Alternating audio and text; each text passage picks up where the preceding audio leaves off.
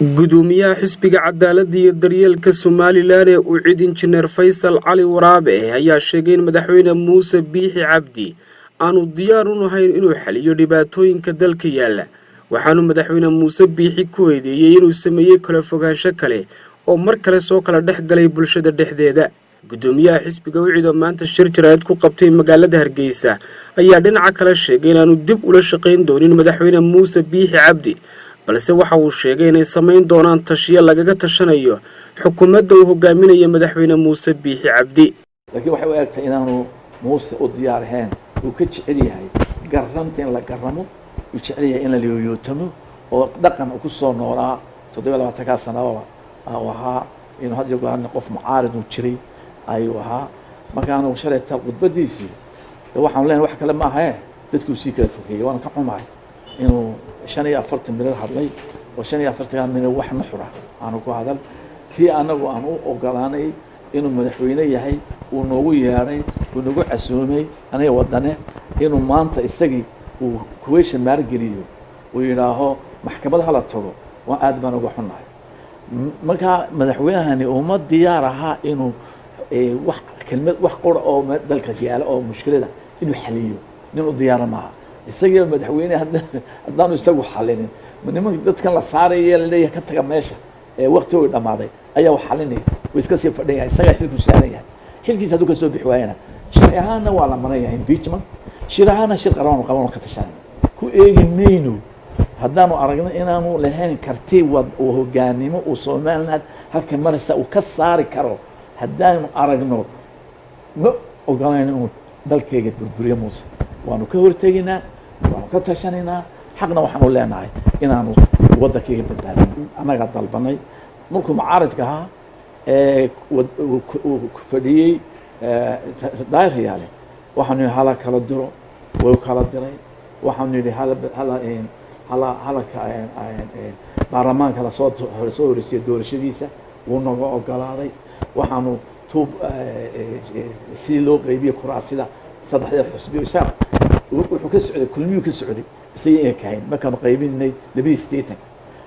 marka madaxweynahani uma diyaar aha inuu wax kelmad wax qor oo dalka yaala oo mushkilada inuu xaliyo nin u diyaar ma aha isagii madaxweyne haddaan isagu xalinin niman dadkan la saarayay leeyahay ka taga meesha waqti uu dhamaaday ayaa wax xalinay isaa qaaday anaga xilnama saarna hadduu qaban waayo oo waqtigooda qaban waayo baarlamaankaasna fadhiyi maayo isagana hoggaankiisa waa ka tashanayna waxa cadaanaysa inaanu capacity u dalka xukuuma lahayn hadday taasi cadaato qofku waxa weeye wal aragtaan dawladdiisa waa aragtaan 9 bilood waxay qabatay ma jirto waa aragtaa khaarijyadeena waan ka fadhana waa aragtaa informationkeedii waa naga adkaaday meel qolo inoo fayow qabta ma jirto meel waa aragtaa barigii sanaag waa galbaday wuxuu president Carter wuxuu doorashadii ku waayay who lost Iran-kii ayuu tula qabsaday shaah laga saayuu ku waayay doorashadii yaa lumiyay maanta dalkeenii sanaagti bari yaa lumiyay maanta dagaal in galiyo ciidamadeeni intay tuulo fadhiyaan cadceeda fadhiyaan waan taaladeynaya ayaa kolba inta la isku soo urursado inta la isku soo urursay aan sugina oo maalin kasta inta la soo weeraro ayaanu daawanaa military alba sameynaya inta military ahaan kale military maanahay wanaka garan waaye war ciidankaagan maalin kasta lagu soo duuliyo inta lagu soo duulinay is abaabuliyaan adoo aataaga qaado kala eri yiri suuga halka dhaafin adduunkii baa adduunka waan ka xiranahay Muuse waxa adduunka ka ku qoray inuu warlord yahay nin dagaalyahan yahay uu inaga xiray sidaa uu imaka anaga mididka nugu yahay nala hadli karlaayo oo isfahm leenahay adduunka lama fahmiyo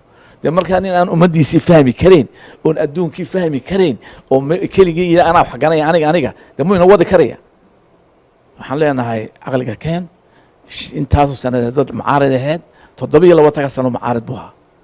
yurtaas aanu ka haynay haddii ilaahay nasiibkiisa siiyay oo ogolaanay waa inuu waddankan u badbaadiyaan oo la badbaadinayo oo ka baxnaa muranka dhexdeena oo wada tashi sameeyno ummadda umadeeya ayaa weeye intaan ka rabna waa inta kana wax weeye war caado badan war dadkan uu dildilaace war anaga qabanna wadani war anaga qabanna caare war adu noo qabsoon madaxweyne waan ku taageerno oo mucaarada hoose iska deyno oo inagu ku baari ku noqono gudaheena inteerna aan joojino intaan ka rabna waa inta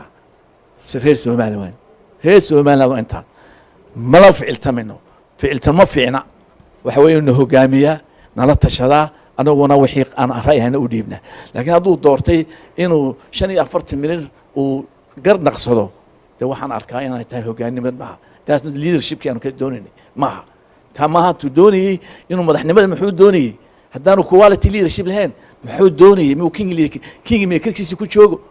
kolbani saari jiray that was good taas ku fiicna inuu kolba reerkooda ilaa halkaa ku shuba maxamed aadan ismaaciil maxamed shiglan shabakada caalamiga ee Harwanaag News Hargeysa.